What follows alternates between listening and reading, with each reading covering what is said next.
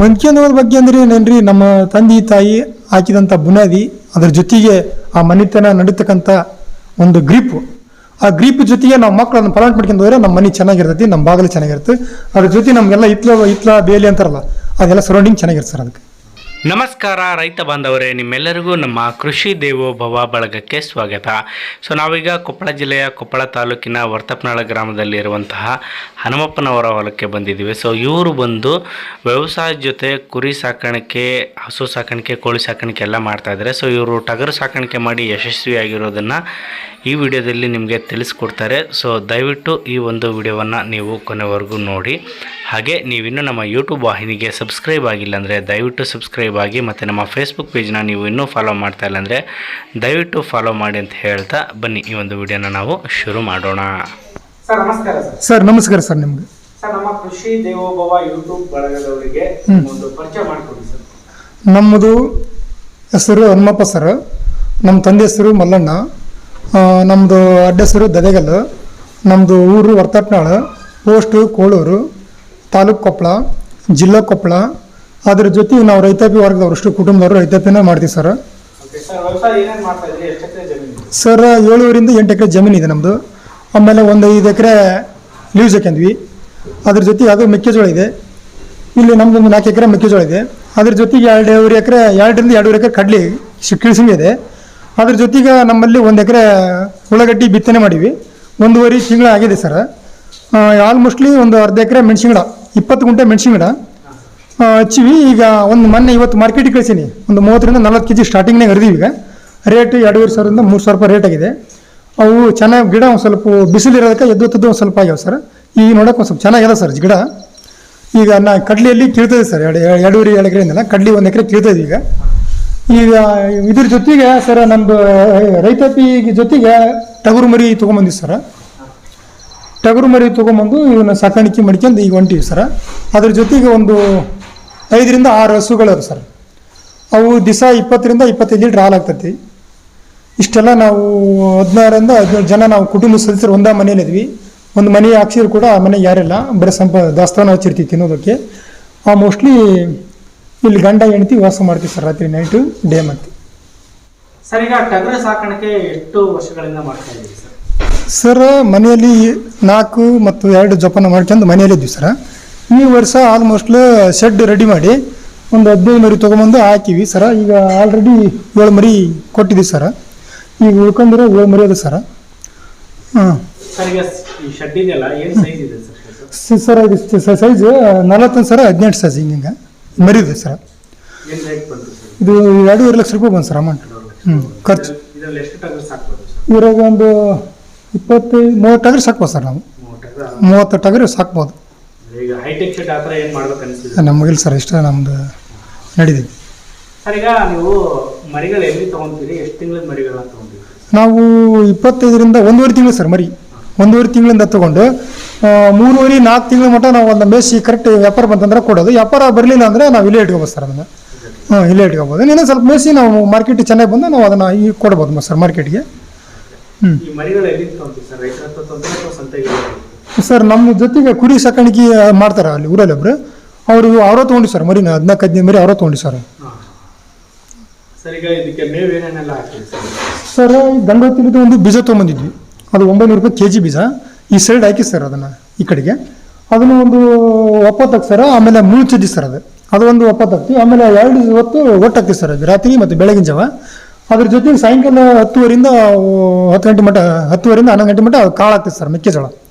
ಒಂದು ಡೇ ರಾತ್ರಿ night ಹಾಕಿಬಿಡ್ತೀವಿ sir, ಅಲ್ಲಿಗೆ ಕಂಪ್ಲೀಟ್ ಆಗ್ತದೆ ಸರ್. ಮತ್ತು ಹುಲ್ಲು ಮತ್ತು ಇದಕ್ಕೆ ಜೊತೆಗೆ ಒಟ್ಟು ಅದು ಹಸೆ ಹುಲ್ಲು ಸರ್, ಅದ್ರ ಜೊತೆಗೆ ಅದನ್ನು ಮೇಸಕ್ಕೆ ಮಡ್ಕೊಂತ ಹೋಗ್ಬಿಡ್ತೀವಿ ಸರ್ ಡೇ ಮತ್ತು. ಸರ್ ಈಗ ಸಂತೆಯಿಂದ ತಂದರೆ ಅಥವಾ ಬೇರೆ ಯಾರಾದರೂ ರೈತರ ಹತ್ರ ತಂದಾಗ ಏನಾದರೂ ಮೆಡಿಸಿನ್ ಏನಾದರೂ ಕೊಡ್ತೀರಾ ಸರ್? ನಾವು ಮೆಡಿಸಿನ್ ಅಂತಂದು ಏನು ಕೊಟ್ಟಿಲ್ಲ ಸರ್. ಹಂಗೆ ಹುಲ್ಲು ಇದು ಮೇಲೆ ಏನಾರು ಹಂಗೆ ಬಂತಂದ್ರೆ ಸರ್, ಒಂದು ಎಬ್ಜೆನ್ಗಳ ಮೇಲೆ ಮರಿ ಮೇಲೆ ಅಟ್ಯಾಕ್ ಮಾಡಿದ್ವು 1.5-2 ತಿಂಗಳಿಂದ. ಅದಕ್ಕೆ ಸ್ವಲ್ಪ ಅಲ್ಲಿ ಈಗಲೂ ಗುರ್ತೈತೆ ನೋಡಿ ಸರ್, ಮರಿ 3.5 ತಿಂಗಳು ಹೇಳಿದ್ನಲ್ಲ ಆ ಎಲಿ ಮೇಲೆ, ಈ ಕಿವಿ ಮೇಲೆ ಅದು ಅಟ್ಯಾಕ್ ಮಾಡಿದಾಗ ಒಂದು ಅದ್ರ ಜೊತೆಗೆ ನಮ್ಮದು ನಾಯಿನೂ ಕಳ್ಕೊಂಡಿವಿ. ಅದ್ರ ಜೊತೆಗೆ ನಾಯಿನೂ ಒಂದು ಹಾಫ್ ಅವರ್ ಇದ್ರೊಳಗೆ 1 ತಾಸಿನೊಳಗೆ ನಾಯಿ ಸ್ಪ್ರೆಡ್ ಆಗಿ ಸತ್ತೋಗ್ಬಿಡಿ ಸರ್ ಅಲ್ಲ. ಮತ್ತು ಅದ್ರ ಜೊತೆಗೆ ಅದು ಮರಿ ಸೀರಿಯಸ್ ಇರ್ತಾರೆ, ಇವಕ್ಕೆಲ್ಲ ಕಡಿಯೋದು. ಆಮೇಲೆ ಇವ್ರು ಡಾಕ್ಟ್ರಿಗೆ ಫೋನ್ ಮಾಡಿ ಅದ್ರದ್ದು ಔಷಧ ಅವ್ರಿಗೆ ಮಾಹಿತಿ ತೊಗೊಂಡು ಮಡಿಕಲ್ ಫಾರ್ಮಿಸ್ಗೆ ಹೋಗಿ ಅದನ್ನು ಔಷಧ ತೊಗೊಂಬೋದು ಇಲ್ಲೇ ಅವರು ನಮಗೇನು ಕುರಿ ಮಾಡ್ತಾರಲ್ಲ ಸಾಕಾಣಿಕೆನ ಅವರ ಬಂದು ಎಲ್ಲ ಟ್ರೀಟ್ಮೆಂಟ್ ಮಾಡಿ ಸರ್ ಅದನ್ನು ಅದು ಮರಿ ಚೆನ್ನಾಗಿದೆ ಸರ್ ಈಗ. ಈಗ ನೀವು ಸಣ್ಣ ಮರಿ ತಂದು ದೊಡ್ಡದು ಮಾಡಿ ಆಮೇಲೆ ಮಾರಾಟ ಮಾಡ್ತಿರಲ್ಲ, ಈ ಗ್ಯಾಪಲ್ಲಿ ನಿಮಗೆ ಯಾವ ಥರದ್ದು ರೋಗಗಳು ಕಾಣಿಸುತ್ತಾ? ಹೊಚ್ಕೊಳ್ಳೋದು, ಮೂಗನ್ಸಿಗಳು ಜಾಸ್ತಿ ಅಂಥದ್ದೇನು ಕಾಣಿಸಿಲ್ಲ ಸರ್. ಮೊನ್ನೆ ಒಂದು 2-3 ಮರಿ ಉಚ್ಕೊಂಡಿದ್ವು, ಅದಕ್ಕೆ ಒಂದಿಷ್ಟು ಔಷಧ ಕೊಟ್ಟಿದ್ವಿ, ಸರಿ ಸರ್, ಸರಿ ಆಯ್ತು ಸರ್. ಅದಕ್ಕೆ ಔಷಧ ಕೊಟ್ಟಿದ್ವಿ, ಸರಿ ಆಯ್ತು ಸರ್. ಈಗ ನೀವು 1.5 ತಿಂಗಳ ಮರಿ ತಂದು ಒಂದು 6 ತಿಂಗಳು 7 ತಿಂಗಳ ಮರಿ ಆದ್ಮೇಲೆ ಮಾರಾಟ ಮಾಡ್ತೀನಿ ಅಂತ ಹೇಳ್ತೀವಿ ಸರ್. ಒಂದು ಮರಿಗೆ ಅಂತ ಎಷ್ಟು ಲಾಭ ಬರುತ್ತೆ ಸರ್? ಒಂದು ಮರಿಗೆ ಕನಿಷ್ಠ ಒಂದು 7,000-8,000 ಸಾವಿರ ಬರುತ್ತೆ ಸರ್. ಸರ್, ಈಗ ನಂತರ ಜಮೀನು ಇರಲ್ಲ ಸರ್, ಜಮೀನು ಇಲ್ಲದೆ ಇದ್ರು ಸಹ ಕುರಿ ಸಾಕಾಣಿಕೆ ಮಾಡಬೇಕು ಅಂತ ಆಸಕ್ತಿ ವಹಿಸಿ ಜಮೀನಲ್ಲಿ ಲೀಸಿಗೆ ತಗೊಂಡು ಮಾಡ್ತಾರಲ್ಲ ಸರ್, ಅವ್ರಿಗೆ ಏನು ಹೇಳಕ್ಕೆ ಇಷ್ಟಪಡ್ತಾರೆ? ಇದ್ರ ಮೇಲೆ ಡೆವಲಪ್ಮೆಂಟ್ ಮಾಡೋಕೆ ಆಗತ್ತೆ, ಚೆನ್ನಾಗಿ ಸರ್. ಅದಕ್ಕೆ ಕೈ ಕೆಸರಾದ್ರೆ ಬಾಯಿ ಮೊಸರು ಸರ್, ಚೆನ್ನಾಗಿ ಬರುತ್ತೆ ಸರ್. ಅದಕ್ಕೆ ಇದು ನಮ್ಮ ತಾಯಿ, ಭೂಮಿ ತಾಯಿ ಹೆಂಗೆ ನೆಮ್ತೀವಿ ಅದಕ್ಕೆ ಈ ಲಕ್ಷ್ಮಿ ನಾವು ನೆಮ್ಮಿದಷ್ಟು ನಮಗೆ ಯಾವಾಗ ಫಲ ಕೊಡ್ತಾಳೆ ಸರ್. ಸರ್, ಈಗ ನೀವು ಬ್ರೀಡಿಂಗ್ ಪರ್ಪಸ್ ಅಂತ ಯಾವ ಥರ ಸಾಕ್ತಾ ಇಲ್ಲ ಸರ್? ಅಂದರೆ ಮರಿಗಳು ಇಲ್ಲ ಸರ್, ಇಲ್ಲ ಸರ್. ಬರೀ ಟಗರ್ ಸರ, ಹಸು ಸರ, ಹಸು ಜೊತೆ ಇದ್ರ ಜೊತೆಗೆ ಹಸು ಒಂದು ಮಾಡ್ತಾ ಇದೆ. ಅದು ಭಾಳ ದಿವಸ ಸರ್, 20 ವರ್ಷಗಟ್ಟಲೆ ಸರಿ ಸರ್ ನಮ್ದು ಹಸುಗಳು. 2-3 ಆಯ್ತು ಸರ್. ಈಗ ಒಂದು ಮೊನ್ನೆ 7-8 ಆಕಳ ಮಾಡಿದ್ವಿ ಸರ್. ಅದ್ರ ಜೊತೆಗೆ ಅದು ನಮಗೆ ಸೆಟ್ ಆಗಲಿಲ್ಲ. ಅವು ಆಕಳ ಕಟ್ಟಿಗೆಲ್ಲ ಸಮಸ್ಯೆ ಸರ್, ಇಂಜೆಕ್ಷನ್ ಕಡಿಸ್ತೀವಲ್ಲ, ಮತ್ತೆ ಒಳ್ಳೆ ಬೆದಿ ಬರೋದಕ್ಕೆ ಇದಾಗೋದಕ್ಕೆ ಅವನ್ನ ಒಳ್ಳೆ ಒಂದು 3 ಆಕಳ ನಾವು ಒಂದು ಕೊಟ್ಬಿಟ್ವಿ ಒಳ್ಳೆ. ಈಗ ಸರ್ 4ರಿಂದ ಒಂದು ಡೈರಿ ಆಕಳ ಸರ್, 4 ಒಂದು ಜವರಿ ಆಕಳ, ಅವಕ್ಕೆ ಒಂದಿಷ್ಟು ಕರಗಳದಾರ ಸರ್. ಅವನ್ನ ಡೆವಲಪ್ಮೆಂಟ್ ಮಾಡ್ಬೇಕಂತ ತಳಿ ಉಳಿಸ್ಬೇಕಂತ ಮಾಡಿ ಸರ್. ಸರ್, ಈಗ ಇವನ್ನೆಲ್ಲ ಮಾರಾಟ ಮಾಡಕ್ಕೆ ಎಲ್ಲಿ ಹೋಗ್ತೀರಿ ಸರ್? ಇಲ್ಲೇ ಸ್ಪಾಟ್ ವ್ಯಾಪಾರದವ್ರು ಬಂದ್ರೆ ಇಲ್ಲೇ ಮಾಡ್ತೀವಿ ಸರ್. ಅದ್ರ ಜೊತೆಗೆ ಕುಕ್ಕುಂಬಳ್ಳಿ ಸಂತಿಗೂ ಹೋಗ್ತೀವಿ ಸರ್ ಮಾಡಕ್ಕೆ. ಯಾಕೆಂದು ತೆಗಿದೀವಿ ಸರ್ ಕುಕ್ಕುಂಬಳ್ಳಿ ಸಂತಿಗೆ, ಆದರೂ ನಮಗೆ ಅಲ್ಲಿ ರೇಟ್ ಚೆನ್ನಾಗಿ ಸಿಗಲಿಲ್ಲ. ಒಳ್ಳೆ ಮರಿ ನಮ್ಮ ಜಗಕ್ಕೆ ತೊಗೊಂಬಂದಿ ಸರ್ ನಾವು. ಹೇಳಿದೆ ಸರ್, 6,000-7,000 ಸಾವಿರ ಮಟ್ಟ ಚೆನ್ನಾಗಿ ನಮಗೆ ಸಿಗುತ್ತೆ ಲಾಭ ಅಂತ ಮೇಯಿಸ್ತೀವಿ ಸರ್ ನಾವು. ಅದಕ್ಕೆ ಕಾಳು ಸರ್ ಒಟ್ಟು ಚೆನ್ನಾಗಿ ಅದನ್ನು ನಾವು ಮಾಡ್ಕೊಂಡವ್ರೆ ನಮ್ಗೆ ಅದು ಒಳ್ಳೆ ಅಭಿವೃದ್ಧಿ ಕೊಡೋಕ್ಕೆ ಚೆನ್ನಾಗಿ ಸರ್. ಅಂತ ಸರಿಗೆ ಸಣ್ಣ ಪುಟ್ಟ ರೈತರು ಇರ್ತಾರೆ, ಬರೀ ವ್ಯವಸಾಯ ನಂಬ್ಕೊಂಡು ಬದುಕ್ತಿರ್ತಾರೆ, ಅಂಥವ್ರಿಗೆ ಈ ಕುರಿ ಸಾಕೋದಾಗಿರ್ಬೋದು, ಹಸುಗಳು ಸಾಕೋದಾಗಿರ್ಬೋದು, ಅದ್ರ ಬಗ್ಗೆ ಏನು ಮಾಡಿದ್ರೆ ಅವರು ಯಾರು ನಮ್ಮ ರೈತರ ಕುಟುಂಬದವರು, ನಾವು ರೈತ ಅಂತಾನಲ್ಲ, ರೈತ ಕುಟುಂಬದವ್ರು ಎಲ್ಲರೂ ನಮ್ಮ ಇಡೀ ಕರ್ನಾಟಕದಾದ್ಯಂತ ಯಾರು ಸಾಕಿದ್ರಿ ಇದು ಒಳ್ಳೆ ಲಾಭನ ಚೆನ್ನಾಗಿದೆ. ಇದಕ್ಕೆ ಹೆಸರು ಇಡೋಕ್ಕಂತ ಸಾಧ್ಯನೇ ಇಲ್ಲ ಸರ್. ನಿಮ್ಮದು ತುಂಬ ದೊಡ್ಡ ಕುಟುಂಬ ಅಂತ ಹೇಳಿದ್ರೆ, ಕುಟುಂಬದ ಬಗ್ಗೆ ಒಂದಷ್ಟು ಮಾಹಿತಿ ತಿಳಿಸ್ಕೊಡ್ತೀರಾ? ಕುಟುಂಬದ ಸರ ನಮ್ಮ ತಂದೆಯಲ್ಲಿದ್ದ ನಾವು 4 ಜನ ಮಕ್ಕಳು, ಗಂಡು ಮಕ್ಕಳು ಸರ. ಈಗ 3 ಮದುವೆ ಆಗಿದೆ ಸರ. ಆಮೇಲೆ ನಮ್ಮ ತಂಗಿ ಒಬ್ಬಕ್ಕೆ ಸರ, ಇಲ್ಲ ಬಾದ್ರಮಂಡಿ ಹೊಸಳ್ಳಿ ಕೊಟ್ಟು ಸರ. ನನಗೆ ಇರತ್ತೆ ಸರ್, ನಾನು ಹನುಮಂತ ಅಂತಂದು, ನನಗೆ 4 ಮಂದಿ ಹೆಣ್ಮಕ್ಳು ಸರ. ಆಲ್ರೆಡಿ ನಮ್ಮ ತಮ್ಮ ನನ್ನಿಂದವಾಗ ಅವನಿಗೆ 3 ಮಸ್ತ್ ಹೆಣ್ಮಕ್ಳು ಅವನಿಗೆ.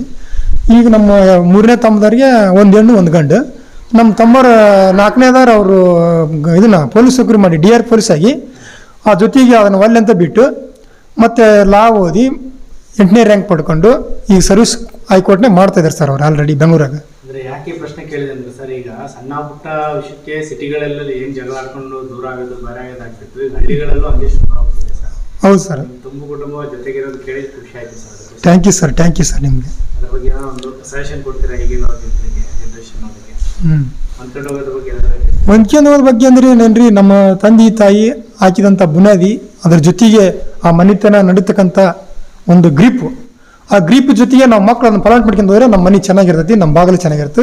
ಅದ್ರ ಜೊತೆ ನಮಗೆಲ್ಲ ಹಿತ್ಲ ಬೇಲಿ ಅಂತಾರಲ್ಲ, ಅದೆಲ್ಲ ಸರೌಂಡಿಂಗ್ ಚೆನ್ನಾಗಿರುತ್ತೆ ಸರ್. ಅದಕ್ಕೆ ಸರ್, ಈಗ ನೀವು ಟಗರು ಸಾಕ್ತಾ ಇರಲ್ಲ, ಇನ್ನೂ ದೊಡ್ಡ ಮಟ್ಟದಲ್ಲಿ ಏನಾದರೂ ಸಾಕಾಣಿಕೆ ಮಾಡೋ ಪ್ಲಾನ್ ಇದೆ? ಮಾಡ್ಬೇಕಂತ ನನ್ನಲ್ಲಿ ಆಸೆ ಇದೆ, ನಮ್ಮ ತಮ್ಮಂದೂ ಜಗ್ ಆಸೆ ಇದೆ. ಅದ್ರ ಜೊತೆಗೆ ಭಗವಂತನ ಆಶೀರ್ವಾದದಿಂದ ನಾವು ಅದನ್ನು ಪಡ್ಕೋಬೇಕು. ಈಗ ಹೆಚ್ಚಿನ ಮಾಹಿತಿ ಈಗ 15 ಸೆಕೆಂಡಲ್ಲ, 15ರಿಂದ ನಾನು 25-30 ಟಾರ್ಗೆಟ್ ಮಾಡ್ಬೇಕಂತ ನನ್ನ ಭವಿಷ್ಯ ಇದೆ ಐತೆ ಸರ್. ಆಲ್ರೆಡಿ ನಾನು ಅರ್ಜಿ ಹಾಕಿ 1 ವರ್ಷ ಆಯ್ತು. ಅದಕ್ಕೆಲ್ಲ ನಾನು ಪೇಪರ್ಸ್ ಕೊಟ್ಟಿನಿ, ಎಲ್ಲ ಕೊಟ್ಟಿನಿ. ಅದರಿಂದ ಹಣ ನೀನು ಸ್ವೀಕಾರ ಮಾಡಿ ನಮ್ಮ ಗಂಡ ಬಂದಿ ಸರ್. ಅದರಿಂದ ಕೈಲಿ ಅಮೌಂಟ್ ಹಾಕಿ ನಾನು ಖರ್ಚು ಮಾಡಿ ಆಲ್ರೆಡಿ ಮರಿತಂದು ಸಾಕೀನಿ. ಇನ್ನು ಸರ್ಕಾರದವ್ರು ನನಗೆ ಇದನ್ನು ಕೊಟ್ಟಿಲ್ಲ ಸರ್ ಏನು ಅಮೌಂಟ್. Thank you sir. ಹೊಸದಾಗಿ ಯಾರಾದರೂ ಕುರಿ ಸಾಕಾಣಿಕೆ ಮಾಡೋರಿಗೆ ಹೇಳ್ಬೇಕು ಅನಿಸಿದ್ರೆ ನಿಮ್ಮ ಒಂದು ಅನುಭವಗಳನ್ನ ಹಂಚ್ಕೊತೀರಾ ಸರ್? ಅನುಭವಕ್ಕೆ ಏನು ಸರ್, ಅಲ್ಲ ಆಲ್ರೆಡಿ ಎಲ್ಲ ಜನರು ಶಣರ ಇರ್ತಾರೆ. ಅದ್ರ ಜೊತೆಗೆ ಈಗ ಯೂಟ್ಯೂಬ್ ನೋಡ್ತಾರೆ, ಅದ್ರ ಜೊತೆಗೆ ನೀವೆಲ್ಲ ಕೊಟ್ಟಿರ್ತೀರಿ ಮಾಹಿತಿನ.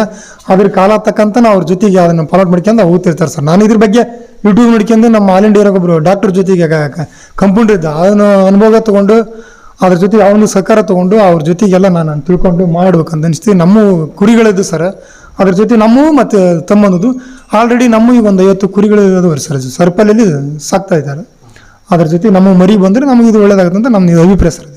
ಸರ್ ಯಾರಾದರೂ ನಮಗೆ ಹೊಸದಾಗಿ ಕುರಿ ಸಾಕಾಣಿಕೆ ಮಾಡೋರು ಸಂತೆಗೆ ಹೋಗಿ ತೊಗೊಳೋದು ಗೊತ್ತಾಗಲ್ಲ, ಸ್ವಲ್ಪ ಬಂದು ಕೊಡಿಸ್ತೀರ ಅಂತ ಏನಾದ್ರು ಕೊಡಿಸ್ತೀರ? ನಮ್ಮ ತಮ್ಮರು ಬರ್ತಾರೆ, ನಮಗೆ ಅಷ್ಟು ಮಾಹಿತಿ ಇಲ್ಲಿ ಬೆಳೆಸೋದು ತಿನ್ಸೋದು ಅವನ್ನ ವ್ಯಕ್ತಿ ಮಾಡೋದು ಸರ್ ನಮ್ದು. ಅದ್ರ ಬಗ್ಗೆ ನಮ್ಗೆ ಮರಿ ಬಗ್ಗೆ ಇಲ್ಲಿ ನಮ್ಮ ಶೆಡ್ಡಿಂದ ಬಂದು ನಾವು ಇಷ್ಟ ಮಾಡ್ತೀವಿ ಸರ್.